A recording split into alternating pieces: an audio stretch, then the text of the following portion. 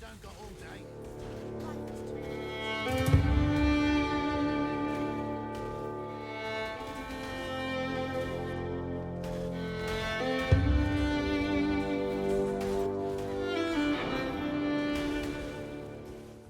Hey guys, Taki here. So a few days ago I released a video for my Graft Autobomber Occultist, and the build at that point was very much in the early stages, but a lot of you seem to really like the concept, so I've worked very hard in the last few days to put together a more efficient version of the build, and I'm really happy with the results. The clear speed was already good, but I've taken it to another level with even more explosions and damage, and I've vastly improved the defenses to a point where I can comfortably run tier 17 maps. The single target remains the weakest point, but you're still able to delete tier 16 and 16.5 map bosses in like 2 or 3 seconds, although tier 17 bosses usually take over a minute. But the build is still super cheap to put together at only around 10 divines. I've only spent a few more than that, and that was just to get some great corruptions on my gear.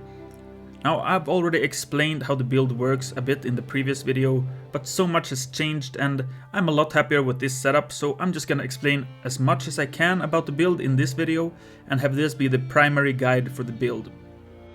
Basically, the way it works is we have a freezing Tulgraft, which targets nearby enemies that are chilled with cold damage projectiles.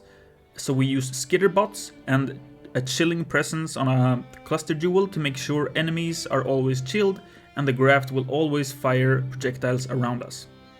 Now this alone isn't really able to clear very well, so we need explosions. But since the Graft is not considered a part of our character, we need the Gravebind gloves to get credit for things dying. This will enable our Profane Bloom explosions from Occultist, but as you can see we have a lot more than just that. We have Legacy of Fury, Herald of Ash, Oriath's End, a Synth Implicit Fizz explosion on the weapon, and all these explosions can ignite because of Foulborn Dyadian Dawn, and those ignites will proliferate, giving the chaining effect that you can see in the gameplay. To improve the damage, we have a bunch of curses and a lot of curse effect. We are using the Breach Bloodline Ascendancy for 100% increased damage taken, the Void Beacon Ascendancy from Occultist, which gives another -20 cold resist, and the Skitterbots is shocking and giving bone chill. Lastly, we have a battering Uulgraft that deals a ton of single target damage on rares and uniques. So now I'm gonna go over the build in detail, and at the end of the video is where I'll put some tier 17 content, mapping and bosses, so you can see how the build fares against that harder content. And as a quick note for leveling this build, I leveled as a wanding build, like I just kind of put on a bunch of leveling gear. I took all the wand nodes in the tree here early on, near which I used the kinetic bolt and basically just got carried with like having really good twink gear. And just you can use maybe some Grafts during leveling. I switched to like the Graft focus build at level 80, which is when you can get the max level Graft, which uses level 30 falling crystals. So yeah, I can also recommend leveling with Impending Doom. I know Pak has a really good guide for that. I didn't do it, but I thought about it. But the wander leveling felt just pretty easy anyways, so... And when you have good gear like Prism Weave and stuff like that, your damage is fine with just pretty much attacking with a wand using Kinetic Bolt. So that's a quick note on the leveling. Getting into the gear, starting with the Grafts. So here's the freezing Tulgraft. You want... basically it's the suffixes that matter for the actual ability. So you want skills used by this Graft deal increased damage. This can go up to, I think, 220 on a tier 1. And then you want +4 to level of skills used by this Graft. So it's level 30 as the highest level by default. Then it goes up to 34 with that mod. The prefixes doesn't really matter, but you can try to get something just beneficial for the build. Graft Blood Gained is also kind of nice. To just for the for the lig mechanic to gain more out of it. So that's the Toolgraft. This is like the main clearing graft, and then the single target graft is the battering Uulgraft. It's a similar concept. You want the same rolls, increase damage, and plus the level of skills used by this graft. And this is the ability that you can see with a bunch of hands just falling down on the enemy. It's a really good single target. So those are the grafts. For the gear, I'm using a sword like this. Basically, it's this implicit mod. Enemies you kill have a 15% chance to explode, dealing 10% of their life as fist damage. This was really cheap to buy on a sword. It cost just 1 divine for this base. And then I use, to craft it, minions deal increased damage. And I just pressed it until I got these damage over time multiplier mod. I was also kind of looking for just if I could get a bunch of strength or dexterity as well, to just use it as a stat stick. But for damage you want a dot multiplier, and then you can just craft fire dot. Because yeah, we do scale ignite damage, and the reason you want minion damage is because we're using spiritual aid as a way to scale generic damage for our chaos explosions and the fire explosions and the ignites. So you want just generic damage, so minion damage with spiritual aid is how we get that. And that's pretty much just the weapon. Then we have Eye of Malice. Now, if you want this particular corruption, that's very expensive. There was only 2 on the markets, and I bought it for 5 divines. And it's a really nice bonus, but you really don't need it. So this costs like 1 chaos if you just buy it without the corruption. And buying it with this corruption is kind of hard to get. But it's from the Glimpse of Chaos helm that you can sort of convert into this unique. But it doesn't spawn normally on regular helms. But yeah, basically this gives us access to cold exposure on hit, which I'm triggering with Stormbrand, which, if you're wondering why there's an ability to press on this Autobomber, it's just to apply exposure and a curse for a single target. I have elemental weakness there with Hex Touch. So that's the reason I have Stormbrand. You just press it on single target. Otherwise the build is completely automated, other than, you know, your abilities moving around. So yeah, that's Eye of Malice. You get the cold exposure, and then nearby enemies have increased fire resistance, fire and cold resistance. This is just a multiplier for your negative resist. So as long as they have negative resists, this will multiply it downwards, so into the negatives. So we obviously reduce enemy resistance quite a bit with Frostbite and elemental weakness, and also Void Beacon from here, -20, and then the exposure. So this just gives a bunch of minus res. And if you manage to get this corruption, it's just 10% less damage taken from nearby enemies. Like they take 10% more damage and deal 10% less damage. But like I said, you really don't need it for the build. So this is basically 1 divine item with just a really simple craft. It's just like, maybe you want to buy one with decent rolls, it's like 5 chaos.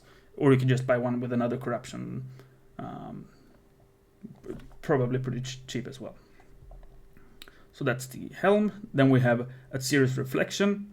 So this is just overall a really nice item. It has a good amount of evasion and energy shield, in int and movement speed. The nice part is that you are unaffected by curses, so you don't need to overcap your resists really, because we are elemental ailment immune as well, so you don't have to worry about Scorch. I guess you don't want to be, you don't want exposure, but yeah, exposure on you can be a little bit bad, but that doesn't happen very often. But yeah, unaffected by curses, so you don't have to worry about that. And then increased effect of your curses. It's just overall a really nice item for the build. You could argue that it's better to go for a Shaper shield here with recover energy shield on block, that would be really good defensively. And I'm thinking about using that. But this is kind of a nice as an offensive option as well, because, yeah, increased effective curses. But I think you can maybe get that on a Shaper Shield as well. Maybe double influence or something.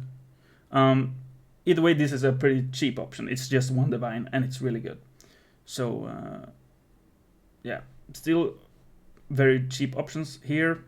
Then I have Anathema to get curse limit at 4. I have just +1 power charge here. This one is like 5 chaos if you buy it without the corruption, but with this good corruption it was 1 divine.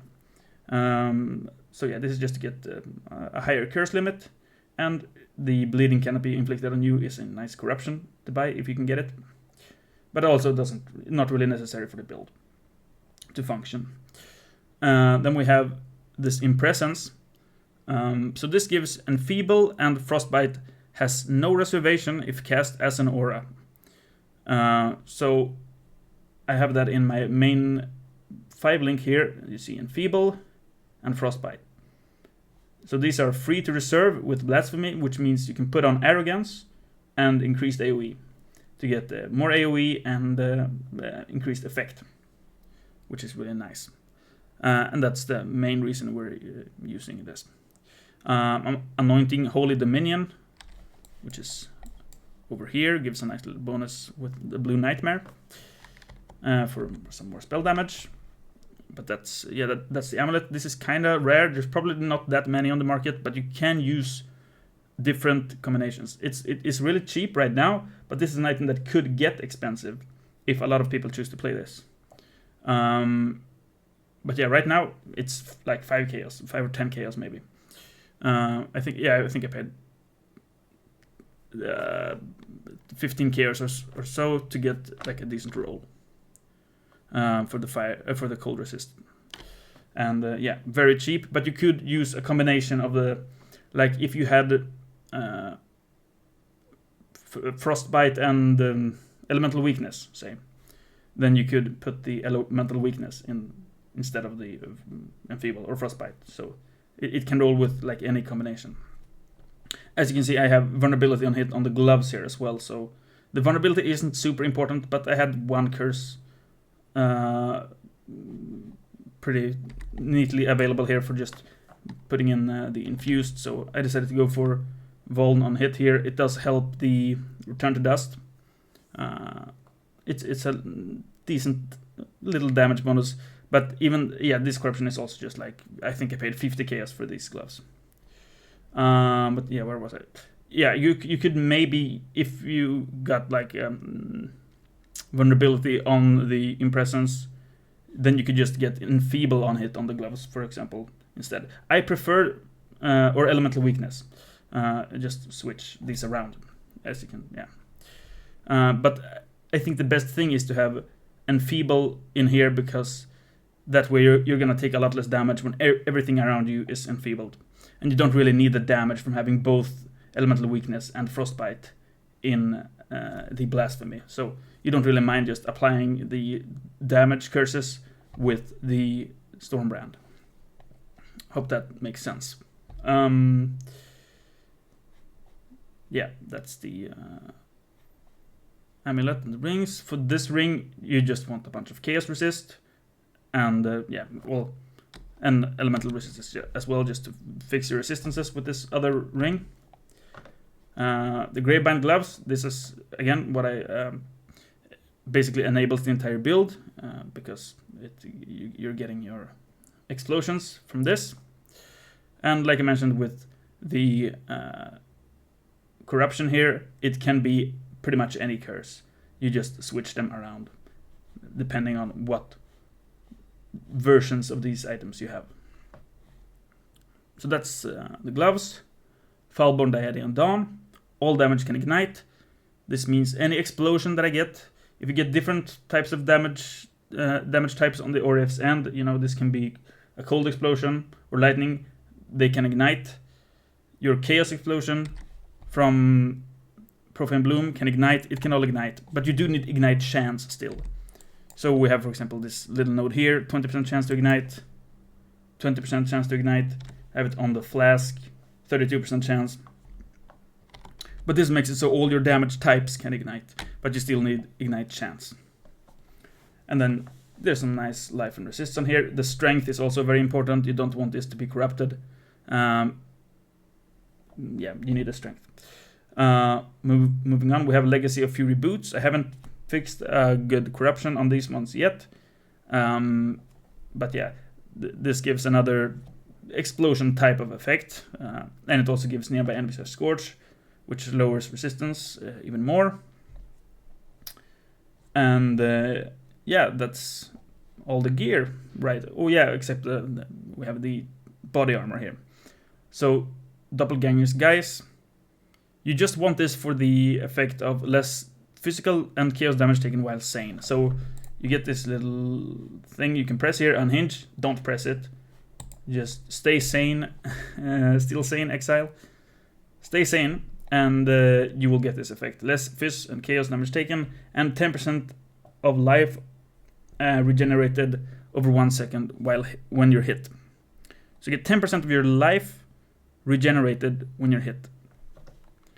Now, we are a hybrid build, life and energy shield. And I decided to use the Zealot's Oath with this. So when I'm hit, I'm getting energy shield instead. Because it's considered just regeneration. It's still based on the life, but it gives you 10% of your life regenerated as energy shield when you have this. So, as you can see, sometimes I don't have any life regen, for example, right now. You can tell this during bosses sometimes as well. I would kind of like to get some recoup into the build, but for now I'm just pressing my life flask if damage goes into my life, or I have life on kill here. So during mapping, you don't really notice it. But that's a little bit of an issue in the build that I'm not exactly certain how to fix right now. But it's only an issue sometimes, only during bossing. Otherwise, the life and kill fixes it. Your life flask fixes it. But yeah, that's Doppelgangers, guys. It's a nice ES regen ability, essentially, because of Zealot's Oath. And less phys and chaos damage taken. For a corruption here, you could go for less damage taken from crits. I think would be good. And or maybe percent increased damage. But for now, I don't have a corruption. There were so few of this one on the market, I just had to buy it for myself. And yeah, I'm not sure. Less damage taken from crits would probably be pretty expensive. But I am trying to keep the budget pretty low even for myself. And this is something like, if you want a good roll, it's about I think 100 chaos or so. But yeah, as you can tell, the gear is still very cheap. I just have a more expensive version of the helm and a little bit like that. Also, I guess the ring. And that's about it for the gear. For the flasks, I'm running a Jade flask with evasion, Quicksilver. I have armor on it because I'm running a granite. I don't have a ton of armor, but I feel like every little bit helps. 3000 armor, it helps a little bit versus small hits. I don't know what else I would have on the flasks, so I just taking a little bit of armor. You could go for a quartz flask, but I have facing on kill on a jewel instead. Maybe it's here, facing on kill, and I need 2 of these jewels anyways to get avoid being shocked to enable Storm Shroud. But yeah, these are the flasks I'm currently running. Basically defensive flasks, and I have Orief's End for more explosions, and then a life flask. I am bleed immune from the ring, but this still helps against corrupted blood. And yeah, like I said, I still need to press a life flask every now and then because I'm hybrid. And yeah, that's the flasks. For the jewels, like I mentioned, I have this facing on hit jewel right here. But more importantly, it's avoid being shocked. 40% here, 40% here, 20% from this mastery, that's 100%. Avoid being shocked. And then Storm Shroud, that makes us immune to all elemental ailments. Because we're immune to all elemental ailments, using Lethe Shade is pretty worth it. It's still a little bit dangerous against poison. But if you want to, you can run Soul of Shakari, although I'm mostly running Soul of Aberrath for the Burning Ground immunity. And I guess I've been lazy fixing the souls for the Pantheon, but right now Lunaris or Solaris. So that's those 3 jewels and the Pantheons.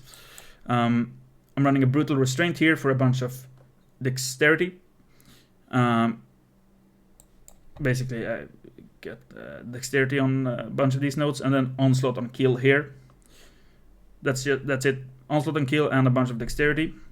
You could use a Careful Planning jewel here as well, if you don't mind losing out on the Onslaught. But you will want Onslaught somewhere else then. For the final jewel, I have the Blue Nightmare here, which gives basically spell block, depending on how much lightning resist you have in this area. So we have Anointed Holy Domain, 12%, 8% here, that's 20%, and then a Tattoo here for another 6%, so 13% block chance. It's not the best, but I needed the the chance to ignite here is nice, the elemental damage is nice, and I needed the resist, so I thought this was a neat little combo. And the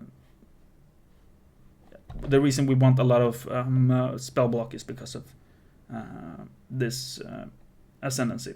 So yeah, I guess I'll go over the Ascendancy and the passive tree now. Like I mentioned, Vile Bastion, 100 ES per second, cannot be stunned. We don't care too much about being stunned because we attack around us all the time anyways. But also maximum energy shield is increased by chance to block spell damage, so you do want as much spell block as possible, as just because spell block is good, but you also get energy shield from it. Then I have Void Beacon for minus resist, and enemies can't regenerate life, which is nice. And then Profane Bloom, the explosions, and then lastly the otherworldly appendages from the Breach bloodline, which gives 15% less fist damage taken if you have Uulgraft, which we do, and 15% less cold damage taken with the Tulgraft. And then nearby enemies take 100% increased damage from Graft skills, so that's both of these. So that's really nice. That's the Ascendancy, and for the tree, as you can see, you can kind of take a look at your own time, at your own pace here, but the most important things are, like I mentioned, Zealot's Oath is nice. Ghost Dance, another way to get some energy shield back. The ES on kill, life on kill. Spell suppression lucky over here. Some curse nodes, some spell block nodes. Mana reservation here and here. The spiritual aid, obviously. This mastery is really nice. Recover 5% of energy shield over 1 second when you take fist damage. A fist damage hit, so basically we're recovering 10% of our life as ES and 5% of energy shield over 1 second when we're hit by a fist damage hit. So that's how we're able to have such good recovery, which is a big part of the defense of this build, is that we have really great recovery. And increased area effect of aura skills here, that does apply to blasphemy curses as well, so that's nice. The avoid ailments here I mentioned is pretty important. Some area of effect here is really good. Some life, some fire dot multi, chance to ignite. The ignites is a really big part of the clearing ability because that's what proliferates, and yeah. This is kind of a nice little reduced damage taken from dots here with Lethe Shade, and this exposures are better from this one. I have one tattoo here for cold resist just to get 75. And yeah, that's pretty much it for how the tree is looking for the cluster here. I have a minions deal increased damage. Again, that's because of spiritual aid. Minion damage scales just generic damage. Then we have the chilling presence that I mentioned in the start, which just helps out if your skitterbots lag behind a little bit. This will apply chill just as soon as any enemy comes near you. When you're running like avoid ailment maps, like 70% chance to avoid ailments, it's nice to have multiple things that are able to apply it as well. You kind of do want to avoid those maps, but they are runnable. Yeah, so that's nearby enemies are chilled. I couldn't really think of a good second notable to get on that, so just saving a point and taking just these 3. On the other one is where we get ignite proliferation here, and for the other one I just have some damage over time here as well, and flask charges gained, and just also just completely cheap clusters. Basically, I don't know, 1C or something. So yeah, ignite proliferate as well. And yeah, that's it for the tree and the cluster. Last part here, going over the gems. I have shield charge with life tap and faster attacks as the main way of moving around. I have a frost blink over here to teleport instantly. I have the Herald of Ash, Flesh and Stone, and Tempest Shield as... So these are defensive auras. Tempest Shield for the spell block, like I mentioned, we do want a lot of spell block. Flesh and Stone, just always stay in sand stance for just reduced damage, less damage taken from enemies in this aura. Herald of Ash, again, helps with the proliferation when you get overkill from explosions. Helps with the clear. You can put in an Enlighten here. I'm not gonna... Enlighten is like another 2 divines or something for level 3, and right now it doesn't make a difference, so you don't need it. I suppose if you take it, maybe you could remove a point here or something. Maybe in the future you're gonna try to maybe fit in another aura or something. I'm not sure, but yeah, you don't need an item. I guess you could put... We have 1 open slot, I guess, for whatever you want. Here's one thing you could do. You could move the Frost Blink to here and add maybe, I don't know, Enhance or Empower into the 6 link. But again, that's going to increase the cost of the build for kind of not much benefit. But that's one thing you could do. Just 6 link your curses here with kind of whatever. I guess Enhance or Empower. So that's these 2 setups. Then I have the Skitterbots here with Unbound Ailments and Bone Chill. As you can notice, it kind of don't have quality on some of this stuff because it usually kind of doesn't do anything. Like it deals increased cold damage, doesn't matter. Increased duration of ailments doesn't matter here. So if I'm missing the quality, it's probably because it just doesn't do anything. Then I have a custom damage taken set up here. Here I'm just lazy and cheap, I guess. I should get the CDR here. Yeah, Immortal Call on cast when damage taken with life tap and more duration. Just helps defensively a little bit. We're not running endurance charges anyways, so Immortal Call is, I think, the best guard skill to have. So that is the guard skill. Here is the Stormbrand setup, like I mentioned, that you use on single target to apply exposure and Hex Touch with elemental weakness. Also life tapping this. And then, yeah.